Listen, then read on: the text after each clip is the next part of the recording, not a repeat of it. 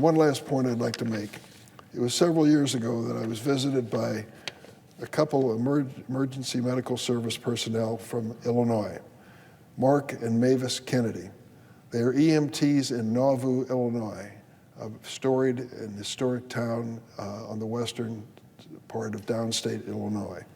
And they told us about trying to provide ambulance and emergency health services in a rural county, in this case Hancock County, where Nauvoo is located.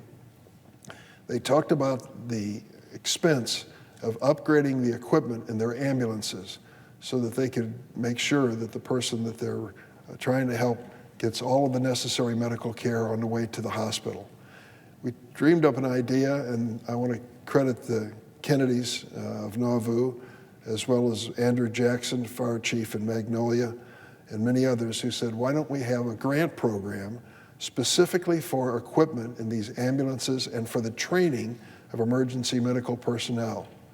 So at the time we were debating the Farm Bill, I think it was about 4 or 5 years ago, I went to the chairman of the Farm Agricultural Committee, Senator Pat Roberts of rural Kansas, and said to him, Pat, I think we've got an idea here that's going to help communities not only in our states but across the nation.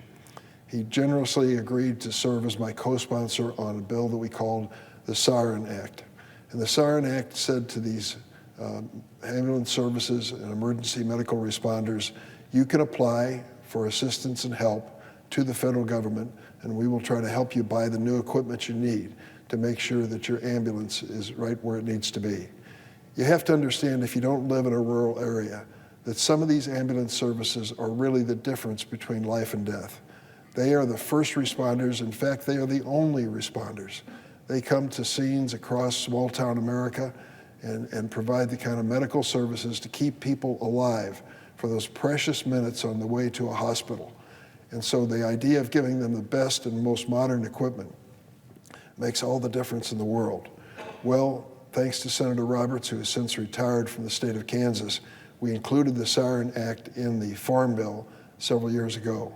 I've talked to Senator Debbie Stabenow of Michigan, who is now the chairman of the Agriculture Committee, and told her that I hope we can reauthorize this program in the next Farm Bill. She supports it.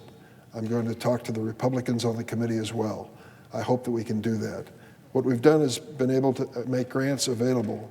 First, $5 million in fiscal year 20, $10.5 million in 2023, and we hope to even go higher in the years to come. Does it make any difference? Well, just a few minutes ago, Mark and Mavis Kennedy of Nauvoo, Illinois were in my office. They're in uniform and they're very proud of the work that they do in Hancock County. Because of the assistance that we've provided to them in one of their applications, they've been able to extend their emergency medical services to virtually all the towns in Hancock County. What it means is, for their ambulance service, instead of 140 calls a year, they're now receiving 361, virtually a call every single day for services. And they have the equipment and the personnel well trained by the same Siren Act to respond and save lives as they're transporting people who live in that county to nearby hospitals. If it's someone you love in your family who is in desperate medical need, if it's your child or your grandchild or your parents, and you have that one phone call to make, you want that ambulance there as quickly as possible and the people on board as well trained as possible. The Siren Act does that. It's small by federal standards. I hope it will increase in the years ahead. But it just proves that when people are willing to sacrifice, volunteer, and help in local communities, and we stand by them and give them a helping hand, it is the difference between life and death.